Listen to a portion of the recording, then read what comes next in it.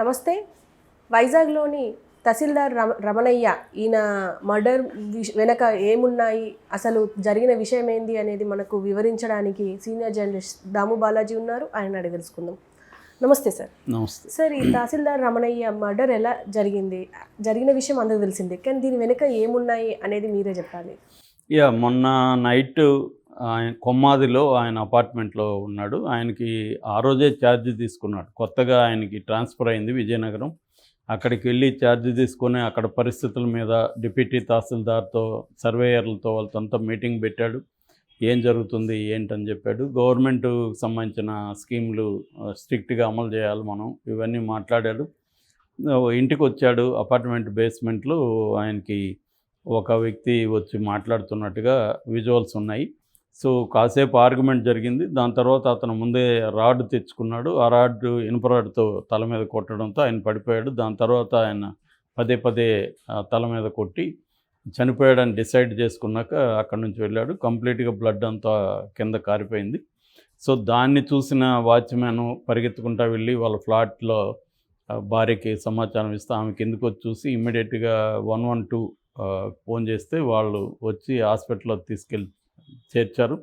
But treatment తీసుకుంటూనే ఆయన చనిపోయారు. ఎందుకంటే సివియర్గా బ్లడ్ పోయింది, మెదడు కూడా చిట్లిందని చెప్తున్నారు. సో అలా చనిపోయాడు ఆయన.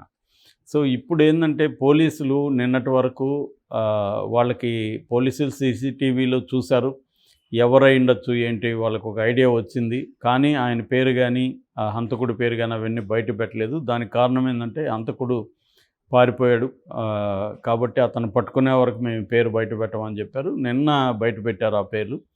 అదేంటంటే ఫస్ట్ ఏంటంటే అతను ఎవరు అనేది తెలిసినా కానీ అతను ఏం చేశాడంటే చంపక ముందు ఫ్లైట్లో టికెట్లు బుక్ చేసుకున్నాడు, ట్రైన్లో కూడా టికెట్లు బుక్ చేసుకున్నాడు. అంటే ఒక ప్లాన్డ్గా అతను చంపినట్టుగా అర్థమవుతుంది. ఈ మధ్య మనం అనేక హత్యల విషయాలు చెప్పుకుంటున్నాం. హంతకుల్లో మామూలు ఇంతకుముందు ఏంటంటే ప్రొఫెషనల్ మర్డరర్స్ ఎవరైతే ఉన్నారో, ప్రొఫెషనల్గా హత్యలు చేసేవాళ్ళు, వాళ్ళు మాత్రమే చాలా తెలివిగా ప్లాన్ వేసి చేసేవాళ్ళు. ఇవాళ ప్రతి ఒక్కరు అదే చేస్తున్నారు. ఎందుకంటే ఇంటర్నెట్ రావడం, రకరకాల హత్యలు ఎలా చేస్తున్నారో తెలిసిపోవడం, ఇవన్నీ జనాలు దాన్ని ఫాలో అవుతున్నారు. నెట్లో చెక్ చేస్తున్నారు, ఎలా చంపాలి, డెడ్ బాడీని ఎలా డిస్పోజ్ చేయాలి, ఇవన్నీ కూడా గూగుల్లో సెర్చ్ చేస్తున్నారు. దాన్ని బట్టి వీళ్ళు అడాప్ట్ చేసుకుంటున్నారు, ముందుగా ప్లాన్డ్గా చేస్తున్నారు. కాకపోతే ఏంటంటే ఎంత ప్లాన్డ్గా చేసినా దొరికిపోయే పరిస్థితి అయితే దాదాపు అందరికీ ఉంది. దొరకని ఏమీ లేదు. ఏదో వివేకానంద రెడ్డి హత్య కేసులో మాత్రమే మనకు తెలిసి ఈ మధ్యకాలంలో హంతకుల్ని వాళ్ళు కరెక్ట్గా చేయలేకపోయారు. కానీ ప్రతి దాంట్లో దొరికిపోతున్నారు. సో అలాగా వీళ్ళు కూడా ఏం చేశారంటే ఇతన్ని పట్టుకోవడానికి ఏం చేశారంటే ఇతను ఫ్లైట్లో ఎక్కిపోయాడు అనేది క్లారిటీ వచ్చింది వాళ్ళకి. ఎందుకంటే ట్రైన్ కూడా ఆల్టర్నేటివ్గా ఒకవేళ ఎయిర్పోర్ట్కి పోలేకపోతే ఆల్టర్నేటివ్గా ట్రైన్ కూడా అతను బుక్ చేసుకున్నాడు. అంటే ప్లాన్ ఏ, ప్లాన్ బి కూడా అతనికి ముందే ఉంది. దాని తర్వాత వీళ్ళు పరిశీలించినప్పుడు ఇతను ట్రైన్లో ఎక్కలేదు, ఫ్లైట్లో ఎక్కాడు అనేది అర్థమైంది. ఆ ఫ్లైట్లో ఏ ఫ్లైట్లో ఎక్కాడనేది కూడా వీళ్ళకి క్లారిటీ రాలేదు. దాంతో గోవాలో కానీ చెన్నైలో కానీ ఉండొచ్చు అనేది ఆ టైమింగ్స్ మ్యాచ్ అయ్యే ఫ్లైట్స్ చూసుకున్నారు. దాంతో వాళ్ళు ఏం చేశారంటే ఒక ఎత్తు కూడా ప్లాన్ చేశారు. అదేంటంటే అతను 4 సిమ్లు మార్చినట్టుగా వాళ్ళకి అర్థమైంది. ఏ సిమ్లో ఉన్నాడో తెలియట్లేదు. అందుకని వాళ్ళు క్లోజ్ ఫ్రెండ్స్ని పట్టుకున్నారు. వాళ్ళని తీసుకొచ్చి పోలీస్ స్టేషన్లో అదుపులో తీసుకొచ్చి వాళ్ళ ద్వారా అతనికి ఫోన్లు చేయించారు. సో అతను క్లోజ్ ఫ్రెండ్ మాట్లాడుతున్నాడు అనుకొని వాళ్ళు మాట్లాడాడు. దాంతో ఇతను చెన్నైలో ఉన్నాడు, ఎక్కడ ఉన్నాడు ఏంటి అనేది ఆరా తీసుకొని నిన్న ఒక బృందం, మొత్తం 12 బృందాలు ఏర్పడ్డారు ఈ హత్య కేసులో వైజాగ్ పోలీసులు. సో వెళ్ళి చెన్నైలో అతను పట్టుకొని ఎగ్మోర్ పోలీస్ స్టేషన్లో ఉంచి అక్కడ ప్రాథమికంగా విచారణ జరిపి అక్కడి నుంచి తీసుకొస్తారు. అతను కన్ఫెస్ అయ్యాడని చెప్తున్నారు, నేనే చంపానని. సో ఇప్పుడు ఆ కారణాలని నిన్న పోలీసులు బయటపెట్టారు. ప్రధానంగా కారణం ఏంటంటే మొన్ననే ఒక న్యూస్ వచ్చింది. అదేంటంటే కన్వేయన్స్ డీడ్ కోసమే హత్య జరిగిందని. అదైతే వాస్తవమే. అయితే ఏ కన్వేయన్స్ ఏంటనేది బయటికి ఇప్పుడు వచ్చింది. ఇదేంటంటే మధురవాడ అనే ఒక ఏరియా ఉంది వైజాగ్లో. మధురవాడలో జవల్ అపార్ట్మెంట్స్ ఉన్నాయి. అది సర్వే నెంబర్ 381 లో 6.85 ఎకరాలు మొత్తం అన్నమాట. ఇది అసైన్డ్ ల్యాండ్ బేసిక్గా. బట్ ఆ విషయం తెలియకుండా జవల్ 99 అనే ఒక నిర్మాణ సంస్థ ఆ ల్యాండ్ తీసుకొని 2015లో మొత్తం 13 బ్లాకులు అపార్ట్మెంట్లు నిర్మించింది. 13 ఒక్కొక్క బ్లాక్లో 32 ఫ్లాట్స్ ఉంటాయి, 8 అంతస్తులు ఉంటాయి.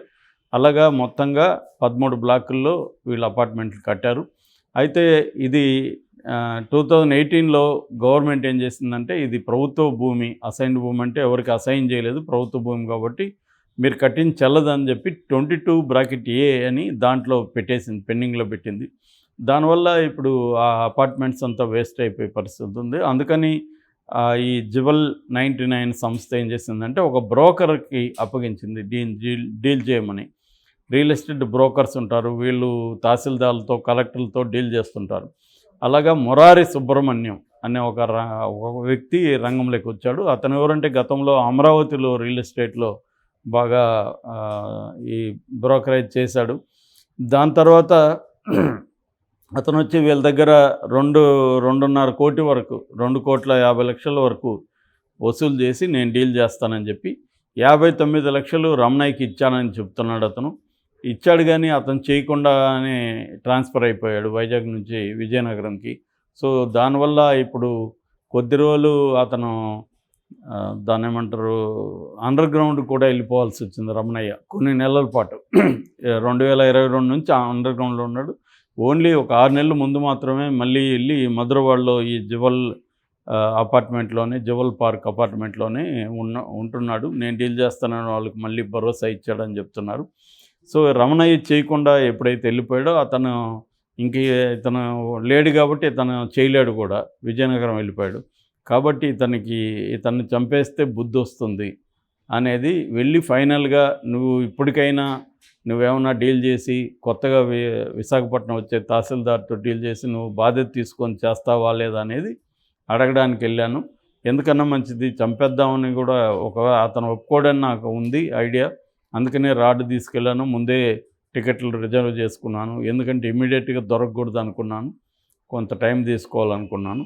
అంటే అతను ఏంటంటే అడ్వకేట్లు మాట్లాడుకోవడం ఇవన్నీ అతనికి టైం కావాలన్నమాట.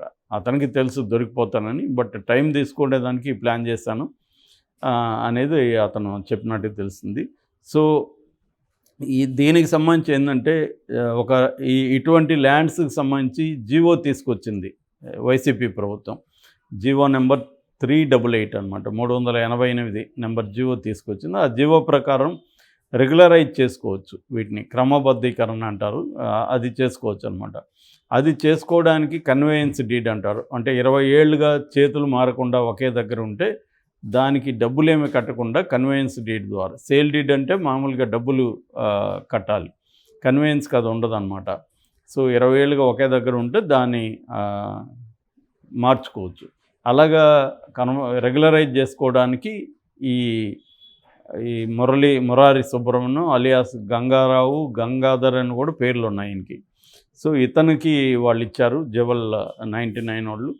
సో ఆ కాంటెక్స్లో ఇతన్ని చంపాను అనేది ఇప్పుడు మనకు తేలింది. అంటే ఓవరాల్గా దీన్ని బట్టి మనకు అర్థమయ్యేది ఏంటంటే, రియల్ ఎస్టేట్ డెవలప్ అయ్యే కొద్దీ ఇటువంటి క్రైమ్ కూడా డెవలప్ అవుతుంది. మనం బాంబేలో చూసాం, బెంగళూరులో కూడా చాలా హత్యలు జరిగాయి, హైదరాబాద్లో చాలా జరిగాయి. ఇదేంటంటే అక్కడ ఇప్పుడు వైజాగ్ క్యాపిటల్ అని జగన్ ప్రకటించిన తర్వాత అనేక మంది రియల్ ఎస్టేట్ అమరావతిలో ఉన్నవాళ్ళు, మిగతా రాష్ట్రంలో అనేక చోట్ల ఉన్నవాళ్ళు వైజాగ్కి మకాం వేశారు. అక్కడ ఇప్పుడు రియల్ ఎస్టేట్ రంగం పెద్ద ఎత్తున జరుగుతుంది. ఎప్పుడైనా రియల్ ఎస్టేట్ రంగం ఏంటంటే ముందు నుంచి కూడా అది అనేక చట్టాలు తెచ్చినా కూడా ఒక సిస్టమేటిక్గా ఉండదన్నమాట.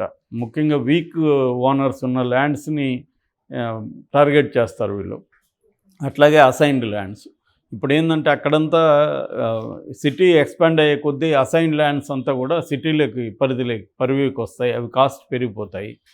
దానివల్ల ఇప్పుడు దాన్ని కన్వెన్స్ ఇవన్నీ చేయడానికి వీళ్ళు విపరీతంగా డబ్బులు తీసుకుంటారు. రమణయ్య లాంటి వాళ్ళు తీసుకొని చేయనప్పుడు జనాలకు కోపం వస్తుంది. సో వాళ్ళు ఫ్రస్ట్రేషన్లోనే అతను హత్య చేసినట్టు కనబడుతుంది. లేదంటే మామూలుగా హత్యకి మోటివ్ రకరకాలుగా ఉంటుంది. ఒకటి గెయిన్, చంపడం వల్ల మనకేం జరుగుతుంది అనేది. రెండోది ఏంటంటే రివెంజ్ హత్యలు అంటారు, ప్రతీకారం. అంటే నేను చేసినా కూడా ఇతను డబ్బులు తీసుకుని కూడా చేయలేదు అని ఒక ప్రతీకార హత్య ఇది. రెండోది మిగతా వాళ్ళని ఒక భయభ్రాంతం చేయడం. నెక్స్ట్ ఎవరైనా ఇట్లా డబ్బులు తీసుకొని పని చేయకపోతే ఇలాంటి గతే పడుతుంది అన్న సిగ్నల్ కూడా పంపడం. ఇప్పుడు అతనికి సీరియస్గా శిక్ష పడకపోతే 1 నెల 2 నెలల్లో అతను బయటకు వచ్చేస్తాడు. మళ్ళీ ఈ కేసుకి గట్టి ఆధారాలు చూపించకపోతే ఇటువంటివి రిపీట్ అవుతూ ఉంటాయి. ఇటువంటి గట్టిగా ఆధారాలు చూపించి అతనికి ఏదన్నా కనీసం యావజ్జీవ కారాగార శిక్ష పడితే ఇంకొకరు చేయడానికి భయపడతారు. ఇప్పుడు ఏంటంటే దొరికిపోతాం, ఎలాగూ దొరికిన తర్వాత తప్పించుకోవచ్చులే అన్న యాంగిల్తోనే ఎక్కువ హత్యలు జరుగుతున్నాయి. ఆ కాంటెక్స్ట్లోనే ఇది కూడా మనం అర్థం చేసుకోవాలి.